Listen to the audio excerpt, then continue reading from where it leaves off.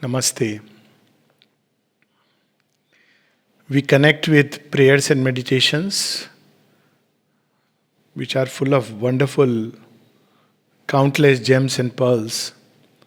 And the prayer we are going to read today is a prayer which describes a stage of yoga, a very important stage of transition. So, the background is that normally we are identified with a surface consciousness and we think that this is me. And what we think of as ourselves, as me, is basically a bundle of habits, certain fixed ways of looking at life and reactions, etc. And we think this is me. For a long time, we think this is me, and others also know that this is, believe that this is us. Then, when one takes to yoga, now this first stage is known as anish, when the soul is completely driven by the nature. So it is, if there is an impulse to anger, it is angry. If there is an impulse to joy, it is happy. If there is an impulse to sorrow, it is grieving. So it is driven by these impulses and it is a slave of nature. Very beautifully, this is described in Savitri, The Secret Knowledge, where Sri Aurobindo describes the three poises of Purusha and Prakriti. First is Anish. Then, when we take to spiritual life, we hear there is something in the depth, something deeper. This, so we begin to, in whatever way. Actually, people say, "What is the way?" The way, there is no way in one sense, paradoxically, but the way opens with the aspiration and the grace. So, when we have the aspiration to go within, there is a help from grace. And then we begin to discover another me which is different from the surface life. So there is a new relation that begins to develop between soul and nature. The first is soul completely identified with nature. Anish. That means it is not Ish. Anish literally means I am not the master. Then the next is Sakshi. I am the witness. So now we are leading a divided existence. There is a part within us, we discover an inner space which is very beautiful, where we want to live, where we begin to enjoy. And there is another space which is our usual nature, habitual, storm, turbulence, agitation, sting of lust, prick of desire, ego reactions, 100 things. And we can see now the difference between these two. But it gives a great vantage point. So whenever we are driven by the surface nature, we have a possibility of taking a step back and entering this wonderful inner space. Now, one of the ways to do it is, as Mother says beautifully, step back. Learn to step back from the whirlwind of forces. And why do we do it? How do we do it? Well, very simply, we have to see what we really value. Do we value this life where there is all this agitation, anxiety, anger, jealousies, hate? Is it really worth it? If we value it, it's a different thing. We should live in it and have the consequences of it. Consequences are momentary thrills followed by much suffering. But if we value a deeper life, then we step back and then we see what is really the worth of all this kind of living. And we realize that actually it is worthless. We were spending our breath, wasting our energy and everything on what ultimately? This life. Now, as long as we don't know there is a higher possibility or a deeper possibility, it's all right. But when we know that there is one such possibility, then it's foolish to continue to remain on the surface. But how do we go within? We have to disengage. Now, if all day I am thinking of all the outer things, my body, my food and comfort and everything, what happened according to the senses, sensory experience, then obviously I can't go deep with it because I am tied very strongly with bonds. So we have to learn to practice a little bit of detachment. Not to think about these things which are generated by the senses and which are by these senses, we go outward and we are bound. But to live in a realm of idea, for example, higher the idea, the more profound the idea, the less we get engaged with the senses and the more we begin to be tuned inside. So this is one way, step back, and the Mother says, look upon things and see how ephemeral they are, how changing they are. Look at a simple thing like mood. So often we hear mood nahi hai. या आज जिसका mood कर रहा है, means what? I am a slave to my moods. Basically it means this. So what is mood? Mood is like a wave. So it comes, wonderful mood, I am on a high. Next, what does this wave do? Because wave is on its way, enjoying. It crashes. There is, oh my God, whole day is spoiled, this happened, that happened. That's because I have chosen to be driven by the moods. But we can take another poise. We can surf the waves. We have the moods, but we ride on the moods. We are not its slave. But between these two poises, being a master of nature and being a slave of nature, there is a middle phase of sakshi, learning to witness things. And that's what we are going to read today. It's a wonderful prayer, meditation, reflection. Prayer dated May 26th, 1914. And the mother is describing this experience so beautifully. On the surface is the storm. The sea is in turmoil. Waves clash and leap one on another and break with a mighty uproar.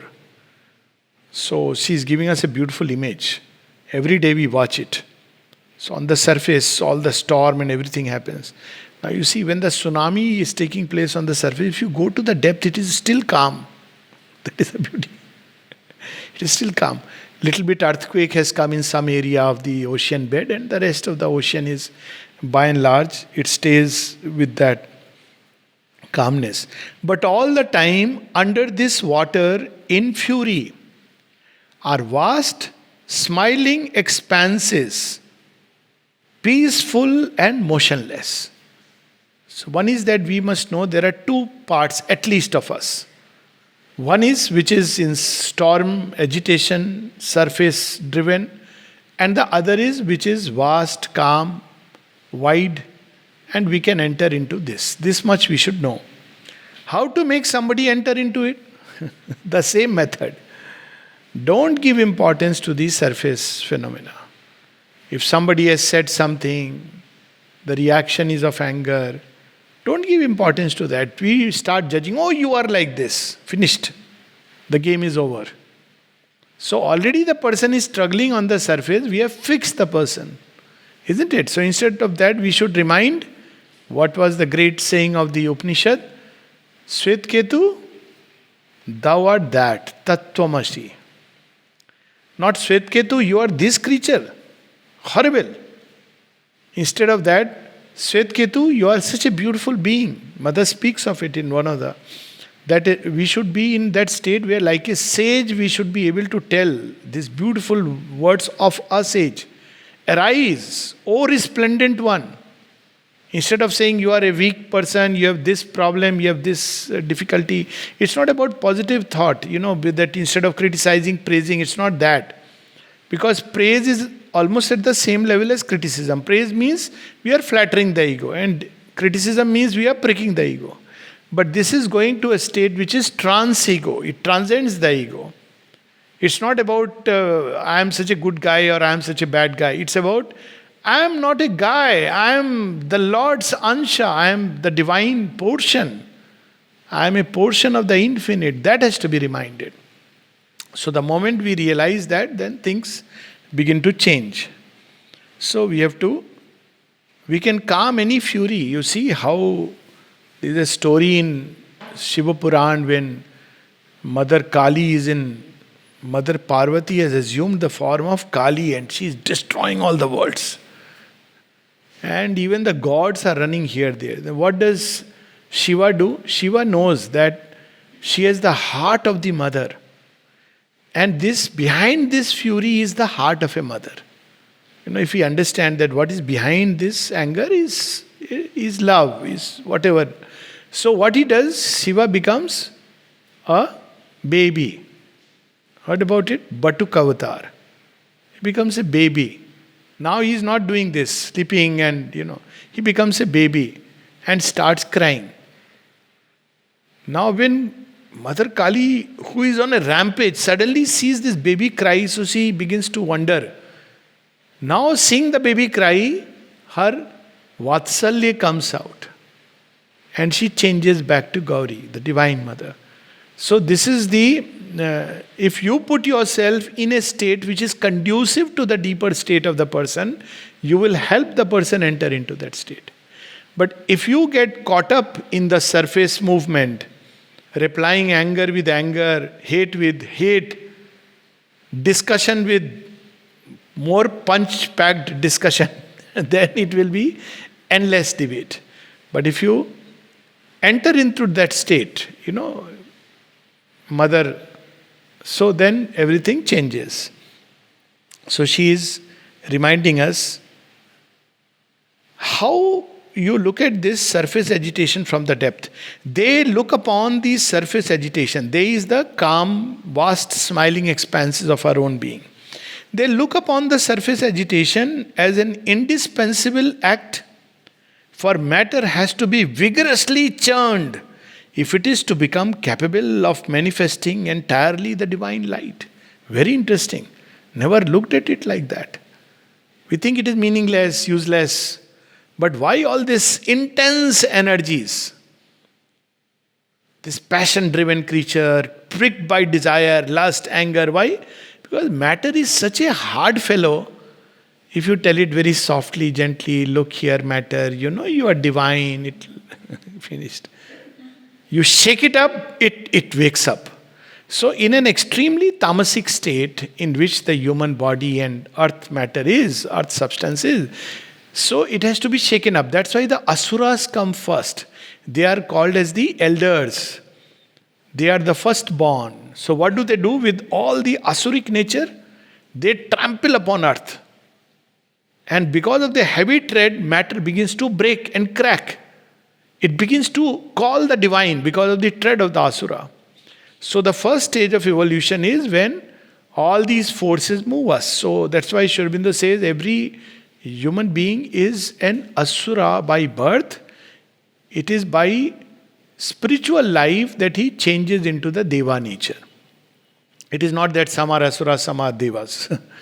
Because by birth we are born in a body which is prone to tamas. So you'll see that when a child grows up, desire has to move. That's why when people asked mother, why do we have prizes and competitions for children, when actually we are not supposed to have ambition? Mother said, but are the children doing yoga? Are they ready for yoga? So for children it is there, because then they feel the enthusiasm to do better. But when you go past that stage, then what do you give advice? Get over desire, ambition is dangerous, harmful. So it depends on the stage. There is a stage of evolution when all this intense activity, churning vigorously, it turns matter round and round, and it's like Balaram's, Krishna's elder brother's plow, which tills the soil. So before you sow the seeds, you till the soil. So it tills the soil. So she says when she looks at it, she understands. When somebody went and complained to Sri Aurobindo, sir, there was a showdown between C and N today. Heated exchange of words. What was Sri Aurobindo's reply? He says, well, when fire meets fire, what else will it be? And it is almost midsummer now. Because this is, he could see that there are portions of nature which are obscure, so they wake up like this. That's why in the world also we see in the divine action many such things happen. For matter has to be vigorously churned if it is to become capable of manifesting entirely the divine light. Behind the troubled appearance, but what we should not forget and what we should always remember is, behind the troubled appearance, behind the struggle and anguish of the conflict, the consciousness remains firm at its post. So she has learnt this. This is the truth of everyone, we don't know it. So there should be some part which should separate and remain firm in the post. So it's a double state. It's beautifully described in Synthesis of Yoga. Self-surrender, the way of the Gita, when this is the first step where you see simultaneously a part which is caught and a part which is free. In the Upanishad it is described as Dvasuparna, the two birds. One which is eating the fruit and the other which is above and enjoying. It is freed from it. I had a very funny experience about it. This Isha Upanishad, not Isha Upanishad, but Upanishad verse I was sharing this 80s, late 80s, in a group that, Dwasoparna, we were having an Upanishadic reading and I was trying to explain. So there was a person sitting there and he said, "Sir, but the other bird also must be wanting to eat the fruit." So, he couldn't get the analogy and the symbol of separation, that he must be also wanting to eat the fruit. I said, yeah, I guess so. But if it is so much happy without eating the fruit, why would it want to do all this exercise? It is having the joy of the fruit and much more. It is looking up. So when it looks up, it sees that it is sitting atprati. So this double state consciousness. So there is the consciousness form at its post. So the station of consciousness should be inside. Then when the waves come, you know how to handle it. But if that is the station of consciousness, then we are like a cork upon the sea. Observing all the movements of the outer being, this is the witness self.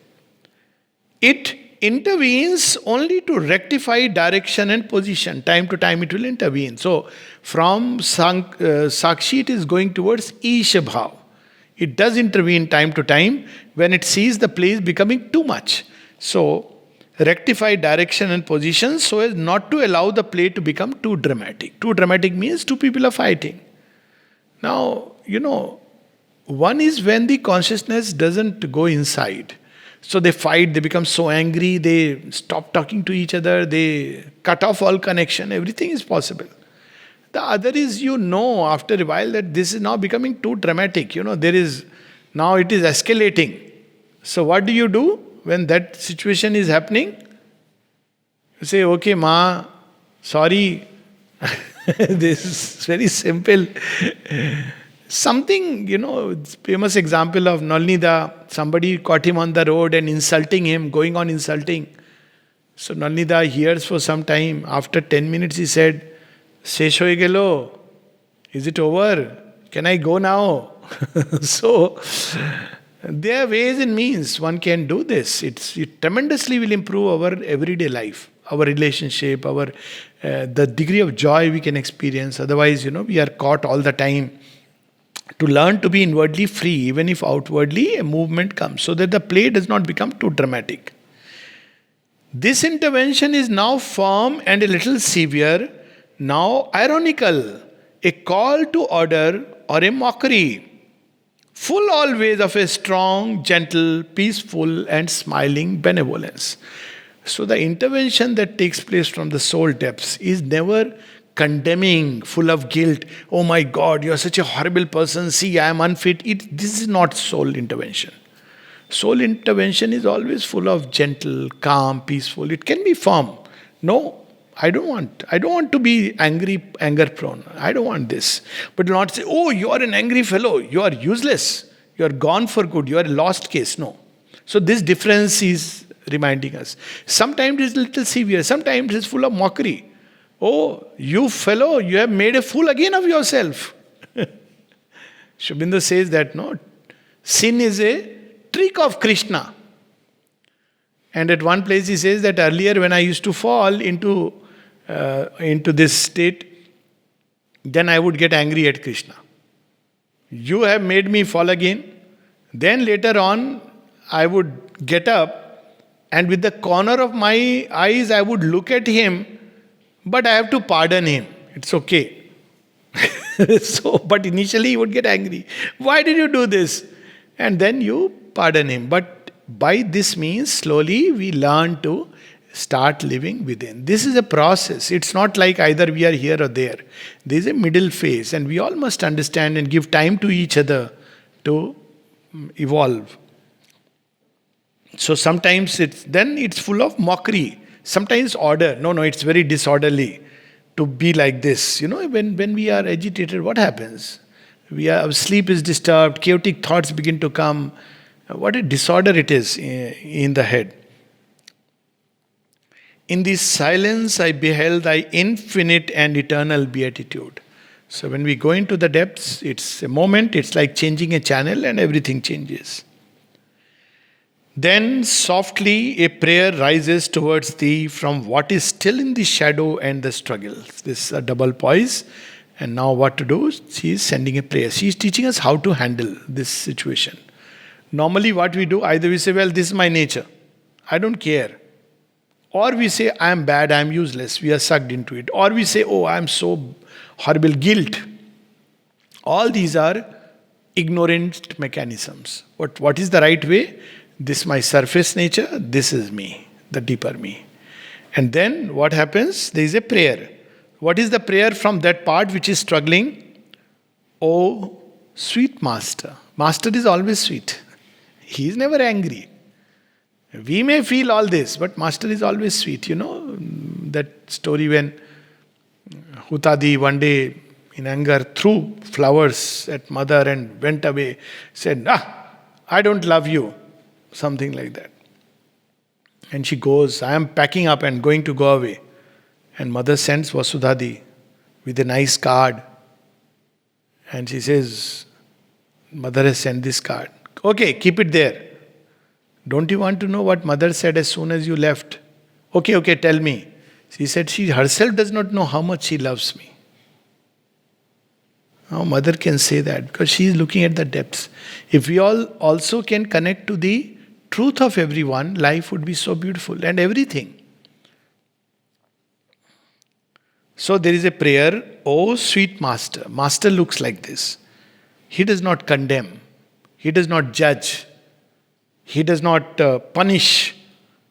O supreme giver of illumination and purity, grant that all substance and every activity may be no more anything other than a constant manifestation of thy divine love and thy sovereign serenity. May all my being, inner and outer nature is the most difficult part, changes in the end. That's why when people near to you, they begin to say, yes, you are a good guy, means something genuine has happened. They will be the last to notice. Why? Because you'll be drawn in an ego tussle and they'll say, see, nothing has changed inside you. But when they notice that there is a change, means there is a change. Because surface nature, not that you should depend on that. You would know yourself. But the surface nature, outer being is the last to change in the yoga. It is still prone. So there is a prayer going up. To whom?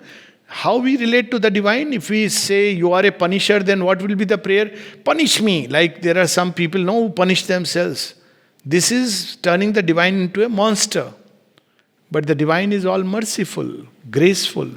So to pray that may all my nature, inner and outer, everything become a means of manifesting thy supreme love and sovereign serenity, that peace which is undisturbed by anything. And in my heart is this song of gladness of thy sublime magnificence. When we do it, we are soothed, healed. Why? One, because the right attitude. Second, most importantly, the divine touch is there. So that's what we should turn to the divine, offer this part and pray and aspire for more beauty, more light, more peace, more love, rather than wallow in the mud. This is our difficulty. Not only we wallow in our mud, we wallow in others' mud also. You know that story of two monks crossing a river. So they saw that there was a woman, young pretty woman, struggling in the stream. So they are thinking, oh, all kinds of thoughts. Some monks were there. So their master quietly went, picked up the woman, helped her on the shore and said, are you okay? Yes, and went away. Now the other monks are wondering, how could our master do it? Not a good fellow. After 3 days, the master asked, what happened to you? You have a question? You are disturbed? Yes, master, that day it happened. Oh, that day, I left it there. You are carrying in your head. So you see, it's like somebody's mud also we wallow. Our load is good enough. So this is the beautiful lesson in this lovely prayer. One of my favorites, May 26th, 1914. On the surface is the storm. The sea is in turmoil, waves clash and leap one on another and break with a mighty uproar. But all the time, Under this water in fury are vast, smiling expanses, peaceful and motionless. They look upon the surface agitation as an indispensable act, for matter has to be vigorously churned if it is to become capable of manifesting entirely the divine light.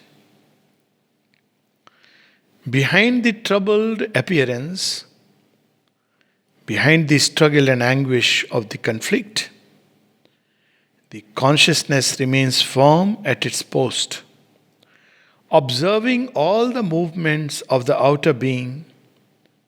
It intervenes only to rectify direction and position, so as not to allow the play to become too dramatic. This intervention is now firm and a little severe, now ironical, a call to order or a mockery, full always of a strong, gentle, peaceful, and smiling benevolence. This is the inner guide. If we find the psychic being, we found the inner guide. As simple as that. In this silence, I beheld thy infinite and eternal beatitude. Then softly a prayer rises towards thee from what is still in the shadow and the struggle. O sweet Master,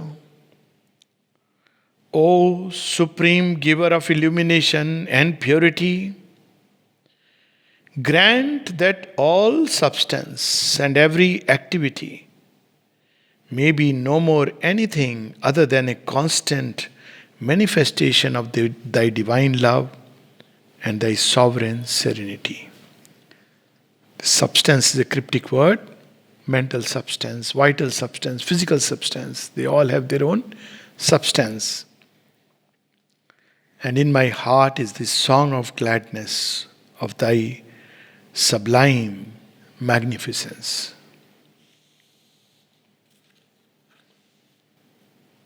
Namaste.